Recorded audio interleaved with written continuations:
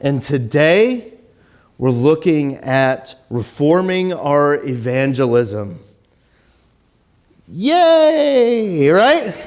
Like everyone's like, oh no, he's talking about evangelism. It's like, why did I come today? And it's raining. I don't like it when it rains, right? Like he's talking about that. I mean, I'm sure if we started an evangelism committee right now, and I put up a sign-up sheet, and I said, we need the people to sign up for the evangelism committee, that sign-up sheet would be full to overflowing, right? If I left like that, yeah, everyone would sign up, and I'd be like, oh, we have so many opportunities here. You know, and I'm sure some of you are like, oh, I've really picked the wrong Sunday to come. And I think we make evangelism into this kind of scary thing. And I think it has to do with what the phrase of the day is. And it's, do we go, like, you know, in evangelism, we are going out. Are we going with guilt or good news? Are we going with guilt or good news? Because I think that's the issue here. Because there's guilt on two sides. One of the sides of the guilt is on us, right? It's like, oh, the pastor's good. He made me feel really guilty about not telling that one waitress about Jesus. Like I feel bad about it. And then, you know, it's like, oh, we need to do this. We need to evangelize more. Because if we don't evangelize more, then that makes Jesus cry. And we don't want to make Jesus cry, do we? No one laughed at that. Thanks. Like, I wanted people to laugh. You don't get to look at Jesus crying anymore. But it's like we have this guilt that it's like, oh, I need to do this. I must do this. I feel, and we put that guilt, and a lot of times the church and church leadership has put that guilt on. It's like, you better tell those people about Jesus, right? You better do that. And that just motivates by guilt. And then the other side of it is the guilt that we put on to the people we're talking about, that we're talking to, right? Those people, our message is essentially this. You need to hop on board our train or you're going to the bad place, right? The nice, friendly Christian way we do this is we say, you know, if you were to die tonight, you know, we knock on someone's door. If you did to die tonight, would you go to heaven or hell? Like, that's our main question. Way to start off on something other than a guilt trip, right? Way to like that. That's we go right in with guilt in them. We're like, you know, if you were to die tonight, would you go to heaven or hell? You know, and we start pushing down. It's like, you better convert. And it becomes this thing where we're trying to convert people on guilt and fear. And then when we send ourselves out, we're going out in guilt and fear. There's got to be a better way. There's got to be a better way. And that's why I say, are we going with guilt or are we going with good news? Because I understand the guilt thing. Have you guys ever heard of evangelism explosion? Anyone ever heard of that before? Yeah, all right. So the evangelism explosion is kind of that classic, what we're talking about here, where you get up, like if we want to do evangelism explosion here, we'd have a small group that we'd meet at the church, and we're like, all right, we're going to this neighborhood today, and we go into that neighborhood, and we go door to door, and we're like, knock, knock, knock, and they open the door, and then you get to watch someone's color both leave their face and disappointment cover them, right? It's like, oh, and it's like they see like your little name tag, and they're like, all right, which one are you? You know, it's like, are you a vacuum cleaner salesman? Are you Mormon? Are you Jehovah's Witness? It's like, oh, you're from the other church down the street. Oh, okay. All right. And it's just, they're just like, oh, okay, great. And then you talk to them and you ask them the question, if you were to die tonight, and you got your little brochure, you know, if you were to die tonight, would you go to heaven? Or like, and it's, there's just, I'm familiar. I did that when I was growing up. And I was like, this is the way to get people into church. It was so great. But it's like, man, it feels so forced. It feels so forced. And it just, you have that little canned speech that you're trying to almost convince someone. into the kingdom. And it's just using guilt. It's just using guilt. And the thing is do you ever actually see those people again? Maybe you do, but it's at the grocery store and they realize who it is and you're just like, oh no. Like, oh, there they are. Oh man, that's not good. Like there they are. Or maybe that's you're doing that because you feel so guilty about going over to their house and ruining their dinner, and you're just like, oh, we knocked on their door, you know. But here's a taste of the good news. There was, I used to be all in on this, and then something changed inside of me. And it has to do with that phrase, good news. It has to do with that. And here's a first taste of that good news. Both in our 2 Peter lesson, or in our Peter lesson, and also in our Exodus lesson, it talked about one idea. And in the Exodus lesson, it talked about this. And you shall be a kingdom of priests and a holy nation. Now, it doesn't say you should be a kingdom that contains some priests. It says you will be a kingdom of priests. Now, when was this written? This is at the end of Exodus. This is at the end of Exodus. Remember, God's people were in slavery and bondage to Egypt. They were in there, and God, through the plagues and then bringing through the Red Sea, pulled them out and saved them. And He's creating them into a nation and saying that you are the descendants of Abraham, of which He's the father of all of us here. And He's basically saying, my people will be a kingdom of priests. And you know what priests do? You're like, well, they're supposed to wear white robes and flowery things on LWML Sunday, right? Now, a priest is someone that mediates between the normies, people, and God. Is that person that bridges that gap between the people and God. That's what a priest does.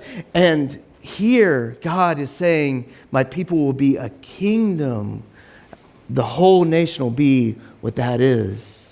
That's amazing that you have that. And I think we begin to see that in the story of Zacchaeus. And we all know this story and love this story, right? Everyone knows the song, right? Zacchaeus was a wee little man, and a wee little man was he. He climbed up in a sycamore tree, right? He wanted to see. And then Jesus said, you come on down, right? For I'm going to your house today. Does everyone remember that song? Yeah, I could have actually made us sing it, but I didn't. But it's this. I think this story shows this really well. It shows us this idea really well. Because I have a photograph of this. Here's a photograph of Jesus talking with Zacchaeus. But when we look at the scriptures here, it says in Luke chapter 19, he entered Jericho and was passing through, and behold, there was a man named Zacchaeus. And he was the chief tax collector, and he was rich. Now, there's some things that you got to understand what you got to do when you're reading this story. When it says there was a man there named Zacchaeus, and he was the chief tax collector, and he was rich, you need to have like a guttural reaction. I think a lot of times we think of Zacchaeus as like, oh, he climbed a tree. We get all happy, because we think about when we were in Sunday school. But when we see tax collector and he is rich, our guttural reaction needs to be just like, oh, boo. Like just, oh, this is terrible. Boo. So it's like when we're reading this here, so when I say he was a chief tax collector and was rich, I need you guys to all go boo, okay? So there's a man named Zacchaeus. He was a chief tax collector and he was rich. There you go. Like that's like you're getting that reaction then, right? So he's there, and this tax collector isn't just like the IRS. Nobody likes to be audited, but that's not what we're talking about here. All right, we're not talking about the IRS. We're talking about a Hebrew, one of God's people, selling out and going to the dark side. This is what's happening. So he's selling out, and he is now collecting money from the insurgent force for Rome. So when you see him, you don't see him as a fellow Hebrew anymore. The reason why you're saying boo is because he has sold himself out to Rome. And he's taking your money, your hard-earned money, and giving it to an occupying force. That is how you're seeing it. So do you think Zacchaeus was well-loved? No. Boo, right? Boo Zacchaeus. That's what you would have been found. He's a scoundrel. He's a tax collector. So we go down to verse 5. And when Jesus came to that place, he looked up and he said to Zacchaeus, hurry and come down, for I'm going to stay at your house today. Jesus looks up at the sinner Zacchaeus, the one who sold himself out to the occupying force in there, and says, hey, I'm going to stay at your house. Like, think about what he's saying. What does it mean to stay at someone's house? Well, back then it meant, hey, I agree with you. I endorse you. I'm a fan of you by staying at your house. I love you and what you're all about. Now, some of you are like, I don't know if that's what it means today. But it kind of does. Like, you may think about a phrase like if you've ever told your kids or someone else, it's like, oh, you shouldn't hang out with them. You don't really want to be seen in their company, right? You don't want to be seen with what they're doing. And in our churches, we make a big deal out of this. You know, we make a big deal about who is able to come to our table and who isn't, right? Like, that's because you can't have people just thinking anything coming to here. And think about think about what it means. These people may not look like God-fearing people. They're like Zacchaeus. This is scandalous. And the Pharisees see what's going on, and they get upset, and they say, look at this guy. Look at him just eating with those sinners. Doesn't he know that he needs to condemn them? Doesn't he know that he needs to have no part in them? Doesn't Jesus know that he needs to tell them, no, you need to have boundaries, Jesus. You need to get out of there. But instead, Jesus goes there and shows care and love. And this is how Zacchaeus responds. And Zacchaeus stood and said to the Lord, behold, Lord, the half of my goods that I give to the poor. And if I have defrauded anyone of anything, I restore it fourfold. That fourfold thing is actually in the law, that if you steal from someone, you have to return fourfold. And Jesus said to him, salvation has come to this house, since he was also a son of Abraham. They had to say it again, like this guy was a Hebrew. For the Son of Man has come to seek and save what was lost. See, Jesus came into his midst. Jesus came and saw who he was and what he did. And he hung out with him, and it changed Zacchaeus' entire existence. And I've been trying to form my words this whole week. And I've decided that I'm not going to change any of your minds today. I'm not going to get you to do it because I could just go, hey, go out and just love people, like all that stuff. But then then you go into Publix and you're like, well, I have to feel guilty about loving somebody.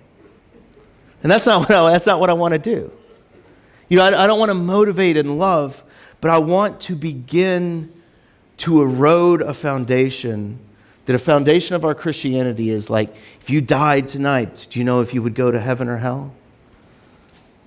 But the foundation is actually what I talked about last week, where God has given us light. That we may exist in a certain level of darkness now, and we may feel like we need to be there, but God has given us light. And that God, by dying and rising again on the cross, has given us that light. He's given us good news. He's given us good news. And good news is something that we can't do anything about. Good news is something that we can't do a thing about. So, like good news would be, well, I remember yesterday on Facebook, I got to remember, I'm a good Atlanta boy, and I grew up in the 90s, right? And remember the Braves, how awesome they were in the 90s. But do you guys remember the Braves in the 80s? They were garbage, right? Like just terrible. My dad still tells stories that people would go, hey, I got tickets to the Braves game, want to go? And he's like, nah. No, like that's, I could watch a soap opera and have a better time, right? Like that's, like he's over there, but I remember that first season when they made it into the World Series. It was that game against the Pirates. And this came up on this happened this day, this week, and it was that last game. It was like Game 7 against the Pirates, and they were down by a run. It's Sid Bream, who was our first baseman, who didn't know how to run. It looked like he never bent his knees when he ran, And someone hits a base hit, and he runs around, and they have to, and he's safe at home plate. And the Braves go into the World Series. For me, as I was 10 when that happened, that was good news. It didn't matter if I believed it or wanted it or thought it was good news. And we proclaimed it to everyone. And for the next 7 years, this side of our arms all got stronger because this is all we did. Right? It was good news, and we proclaimed it to everybody. God is light, and light overcomes the darkness in every time. And there was a time in my life when evangelism clicked over inside of me, and it stopped being about, I have to tell this person. It then became like, I can give this person forgiveness because I am a priest in God's kingdom, and you are too. That I can go to this person, and when they are struggling with their sin and doubt and insecurities, I can go, God loves you and he forgives you because Jesus died and rose again. And it wasn't something that I had to do so that they would come in. It was something that God loves you. And I know what I'm talking about isn't going to hit everyone today, but I hope it begins to sink in so that one day it clicks like it clicked for me. It's like, God actually loves everybody. And I can tell them that God loves you. So for you, all the people in the room today, if you're doubting that at all, that's fine. We all doubt. But hear me when I say, God loves you and he forgives you. And for all you in the room that have that weird neighbor that likes to use his lawnmower at 10 o'clock at night, God loves him too. God loves him too. And God loves the neighbor that you've never met. And God loves all these people. So oftentimes we go with guilt. But don't worry about that. Don't go with guilt. Because God has given you good news. That he has died. It's like Sid Bream running into home plate. But he has given you good news because Jesus died and rose again. And that we are all forgiven. So that's what I'm talking about when I talk about reform evangelism. It's about as we are going, we are pronouncing forgiveness to everyone that we go with.